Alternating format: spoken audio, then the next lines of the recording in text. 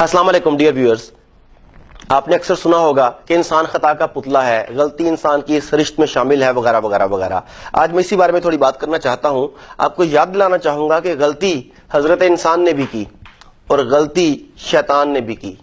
فرق یہ تھا کہ شیطان غلطی کر کے اپنی غلطی پر اڑ گیا، اس نے کہا میں نے کوئی غلطی نہیں کی، میرا کیا قصور ہے، میں تو بالکل ٹھیک تھا۔ اس نے اپنی غلطی نہیں مانی، نتیجتاً ہمیشہ کے لیے راندہ درگاہ قرار دیا گیا، ملعون قرار دیا گیا، لعین قرار دیا گیا۔ جبکہ انسان نے اپنی غلطی مان لی۔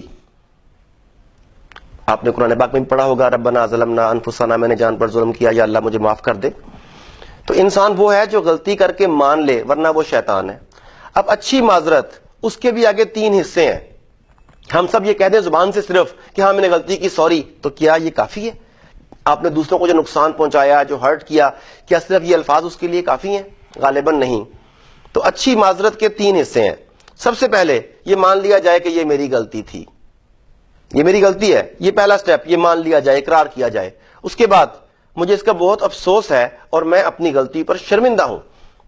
اگر آپ غلطی کرنے کے بعد اس غلطی پر شرمندہ نہیں ہوتے، اس ماننے کا بھی کوئی فائدہ نہیں۔ اور اس کا تیسرا اور آخری سٹیپ یہ ہے کہ اس غلطی کا ازالہ کرنے کے لیے میں کیا کروں؟ میری اس غلطی کی وجہ سے جو نقصان ہوا ہے، جو آپ کا دل دکھا ہے، جو کچھ بھی ہوا ہے، اس کا ازالہ کیسے کیا جا سکتا ہے؟ جب تک آپ اس غلطی کا ازالہ نہیں کرتے، آپ کی معذرت کمپلیٹ نہیں ہوتی۔ تو کائنڈلی ان باتوں کو ذہن میں رکھیے کہ جب کبھی کوئی غلطی ہو تو اس پہ اڑا مت کریں، کیونکہ اڑ جانا، غلطی کو نہ ماننا شیطان کی صفت ہے، انسان کی نہیں۔ اور جب مان جائیں کہ یہ میری غلطی ہے تو اس کے بعد اس پر شرمندگی اور افسوس کا اظہار کریں کہ مجھے اپنی غلطی پر شرمندگی ہے، اور اس کے بعد اس کے ازالے کی کوشش کریں تاکہ آپ کو صدقے دل سے دوسرا آدمی خلوص دل سے معاف کرے اور آپ کو سینے سے لگا لے۔ Thank you very much.